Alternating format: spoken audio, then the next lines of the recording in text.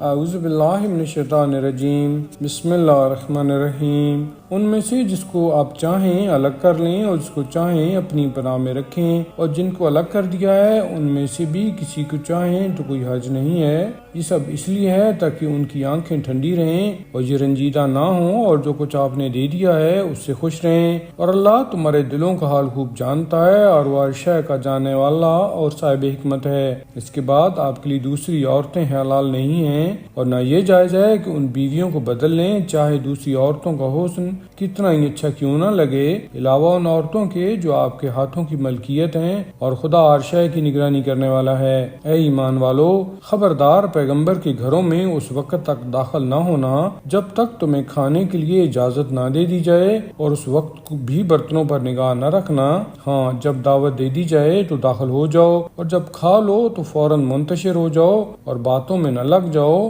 کہ یہ بات پیغمبر کو تکلیف پہنچاتی ہے اور وہ تمہارا خیال کرتے ہیں، حالانکہ اللہ حق کے بارے میں کسی بات کی شرم نہیں رکھتا ہے۔ اور جب ازواج پیغمبر سے کسی چیز کا سوال کرو تو پردہ کے پیچھے سے سوال کرو کہ یہ بات تمہارے اور ان کے دونوں کے دلوں کے لیے زیادہ پاکیزہ ہے، اور تمہیں حق نہیں ہے کہ خدا کے رسول کو اذیت دو یا ان کے بعد کسی بھی ان کی ازواج سے نکاح کرو، کہ یہ بات خدا کی نگاہ میں بہت بڑی بات ہے۔ تم کسی شے کا اظہار کرو یا اس کی پردہ داری کرو، اللہ بہرحال ہر شے کا جاننے والا ہے۔ اور عورتوں کے لیے کوئی حرج نہیں ہے اگر اپنے باپ دادا، اپنی اولاد، اپنے بھائی، اپنے بھتیجے اور اپنے بھانجوں کے سامنے بے حجاب آئیں، یا اپنی عورتوں اور اپنی کنیزوں کے سامنے آئیں، لیکن تم سب اللہ سے ڈرتی رہو کہ اللہ ہر شے پر حاضر و ناظر ہے۔ بے شک اللہ اور اس کے ملائکہ رسول پر صلوات بھیجتے ہیں، تو اے صاحبان ایمان، تم بھی ان پر صلوات بھیجتے رہو اور سلام کرتے رہو۔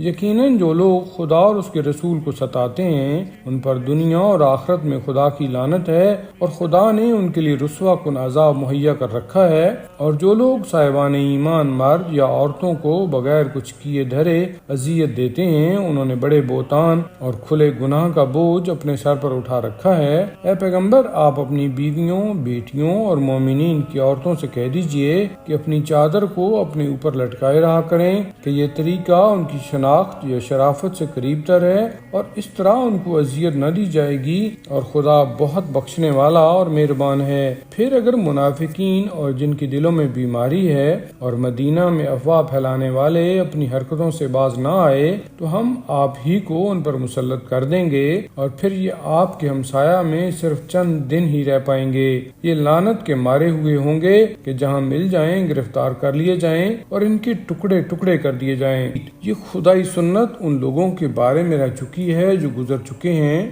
اور خدائی سنت میں تبدیلی نہیں ہو سکتی ہے۔ پیغمبر، یہ لوگ آپ سے قیامت کے بارے میں سوال کرتے ہیں تو کہہ دیجئے کہ اس کا علم خدا کے پاس ہے، اور تم کیا جانو، شاید وہ قریبی ہو۔ بے شک اللہ نے کفار پر لعنت کی ہے اور ان کے لیے جہنم کا انتظام کیا ہے، وہ اس میں ہمیشہ ہمیشہ رہیں گے، اور انہیں کوئی سرپرست یا مددگار نہیں ملے گا۔ جس دن ان کے چہرے جہنم کی طرف موڑ دیے جائیں گے، اور یہ کہیں گے کہ اے کاش ہم نے اللہ اور رسول کی اطاعت کی ہوتی، اور کہیں گے کہ ہم نے اپنے سرداروں اور بزرگوں کی اطاعت کی تو انہوں نے راستہ سے بہکا دیا۔ پروردگار، اب ان پر دوہرا عذاب نازل کر اور ان پر بہت بڑی لعنت کر۔ ایمان والو، خبردار ان کے جیسے نہ بن جاؤ جنہوں نے موسیٰ کو اذیت دی تو خدا نے انہیں ان کے قول سے بری ثابت کر دیا، اور وہ اللہ کے نزدیک ایک باوجہت انسان تھے۔ ایمان والو، اللہ سے ڈرو اور سیدھی بات کرو تاکہ وہ تمہارے اعمال کی اصلاح کر دے